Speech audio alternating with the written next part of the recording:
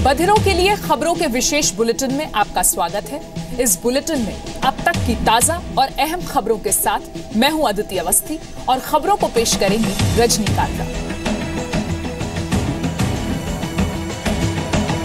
UP के मुख्यमंत्री अखिलेश यादव के एक बयान से समाजवादी पार्टी और कांग्रेस के बीच गठबंधन को लेकर सवाल खड़े हो रहे हैं। अंग्रेजी अखबार द हिंदू को दिए इंटरव्यू में अखिलेश यादव ने गठबंधन के फैसले की वजह अपने परिवार में चल रहे विवाद को बताया है। इंटरव्यू में अखिलेश यादव ने कहा, मैंने शुरू में ही कहा कि गठबंधन एक निश्चित समय और परिस्थितियों में हुआ। अगर ये चीजें पारिवारिक विवाद सामने नहीं आती और कुछ राजनीतिक फैसले ना लिए जाते तो ये गठबंधन नहीं होता। लेकिन समय और परिस्थितियां ऐसी थीं कि ये गठबंधन जरूरी था ताकि लोगों को ये संदेश जाए कि एक प्रोग्रेसिव गवर्नमेंट की प्रदेश में वापसी होगी। इस फैसले का अच्छा परिणाम ही मिलेगा। अखिलेश यादव ने आगे भी कहा कि मुझे लगता है कि कांग्रेस कमजोर थी और समाजवादियों से दोस्ती भी सही है।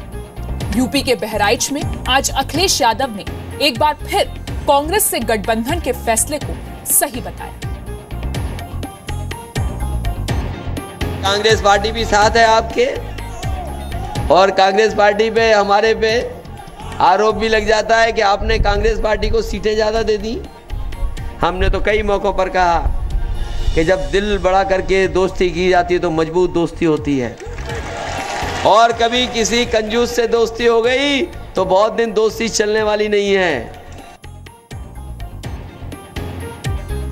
गठबंधन के फैसले के पीछे की वजह परिवार में चल रहा विवाद था। अखिलेश यादव के इस बयान पर शिवपाल यादव ने पलटवार किया है। शिवपाल यादव ने कहा कि पारिवारिक विवाद को सुलझाने की जिम्मेदारी अखिलेश यादव की थी। पार्टी और परिवार में कुछ लोग गलतफहमी फैला रहे थे। ऐसे में सीएम होने के नाते संगठन और पार्टी को एकजुट रखने और विवाद को सुलझाने की जिम्मेदारी अखिलेश यादव की ही थी।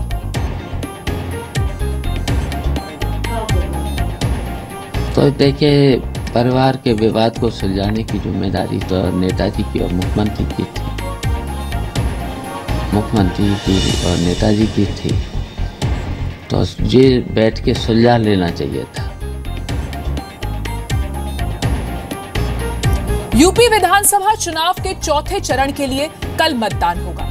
रायबरेली, प्रतापगढ़, कौशाम्बी, इलाहाबाद, जालौन, झांसी, ललितपुर, महोबा, बांदा, हमीरपुर, चित्रकूट और फतेहपुर जिले की 53 सीटों पर वोट डाले जाएंगे। 1,84,00,000 मतदाता कुल 680 उम्मीदवारों के भाग्य का फैसला करेंगे। इलाहाबाद उत्तरी सीट पर सबसे ज्यादा 26 प्रत्याशी मैदान में हैं। चौथे दौर में 189 करोड़पति उम्मीदवार मैदान में हैं, जबकि दागी उम्मीदवारों की संख्या 116 है।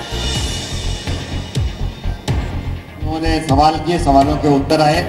यूपी विधानसभा चुनाव प्रचार में केंद्रीय जल संसाधन मंत्री उमा भारती ने गंगा की सफाई का मुद्दा उठाया है। लखनऊ में एक प्रेस कॉन्फ्रेंस में उमा भारती ने कहा कि गंगा की सफाई में अभी वक्त लगेगा, लेकिन इस मुहिम को तय समय से पहले पूरा कर लिया जाएगा। साथ ही कहा कि अगर गंगा की सफाई नहीं हुई तो वो अपने प्राण त्याग देंगी। मैं तो प्राण दे दूंगी अगर गंगा पे मैं काम नहीं कर सकी तो। मुझे तो अविरल और निर्मल गंगा देनी ही है देशवासियों को। अपने प्रधानमंत्री को मुझे उपहार देना ही है, क्योंकि मेरे प्रधानमंत्री ने कसर छोड़ी नहीं। मुझे 20,000 करोड़ रुपए का अलॉटमेंट 2 साल पहले हो गया।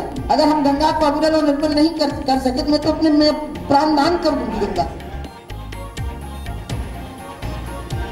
तमिलनाडु में सीएम पलनीसामी के विश्वास मत के विरोध में डीएमके ने आज से प्रदेश व्यापी भूख हड़ताल शुरू की है। डीएमके का आरोप है कि पिछले हफ्ते विधानसभा में फ्लोर टेस्ट के दौरान विपक्ष को जबरन विधानसभा से निकाला गया था। डीएमके का कहना है कि विधानसभा के नियमों के खिलाफ विश्वास मत कराया गया था। डीएमके ने राज्यपाल से पलनीसामी के विश्वास मत को रद्द करने की अपील की है। एआईएडीएमके के वरिष्ठ नेता पनरुति रामचंद्रन ने डीएमके पर विश्वास मत लेकर अफवाह फैलाने का आरोप लगाया है। जम्मू कश्मीर के कट्टर अलगाववादी नेता मसर्रत आलम की जमानत को कोर्ट ने रद्द कर दिया है। बांदीपुरा के चीफ जुडिशियल मजिस्ट्रेट ने मसर्रत आलम को जमानत पर रिहा करने का आदेश दिया था। जम्मू कश्मीर सरकार ने चीफ जुडिशियल मजिस्ट्रेट के फैसले के खिलाफ बांदीपुरा डिस्ट्रिक्ट कोर्ट में चुनौती दी थी। फिलहाल ये रोक 27 फरवरी तक के लिए लगाई गई है। मसर्रत आलम संबल पुलिस स्टेशन की जेल में बंद है।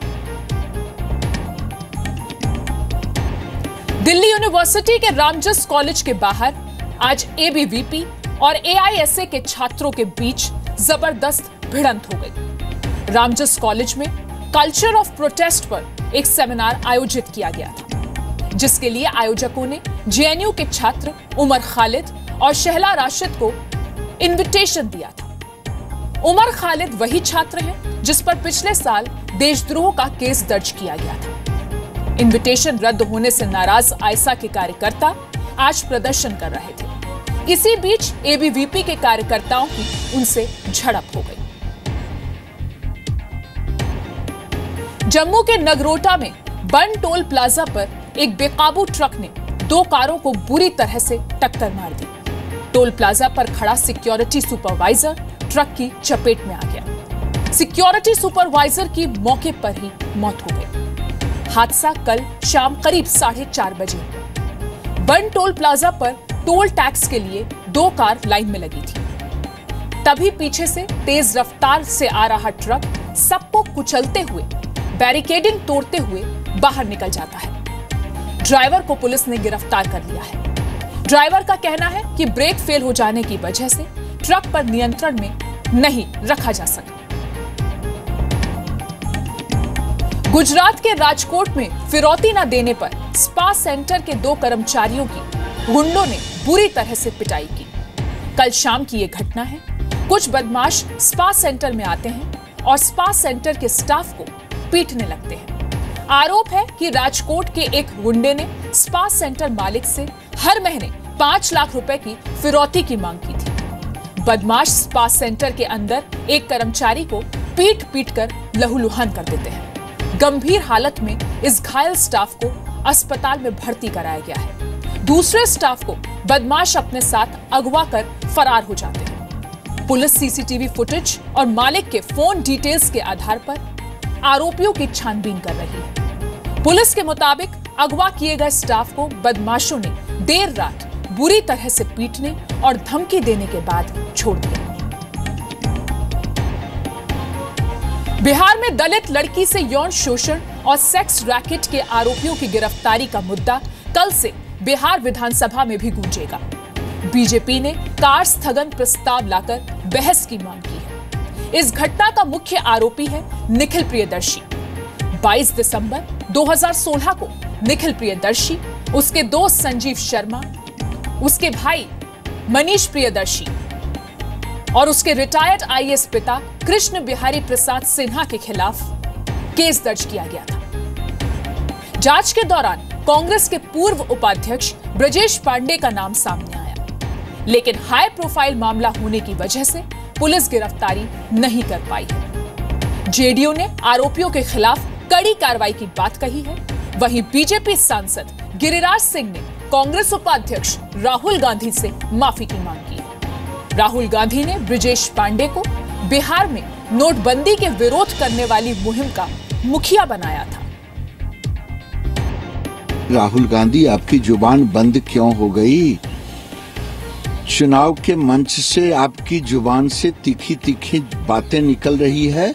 आज कम से कम माफी तो मांगे चुनाव के मंच से और देश के सामने। पंजाब के भटिंडा से लापता एयरफोर्स जवान विपिन शुक्ला का शव पुलिस ने बरामद कर लिया है। जवान का शव 12 टुकड़ों में मिला है। पुलिस के मुताबिक हत्या के पीछे की वजह एयरफोर्स में ही सार्जेंट की पत्नी से अवैध संबंध था। पुलिस ने आरोपी सार्जेंट और उसकी पत्नी को गिरफ्तार कर लिया है, जबकि हत्या की साजिश में शामिल तीसरे आरोपी की तलाश की जा रही है।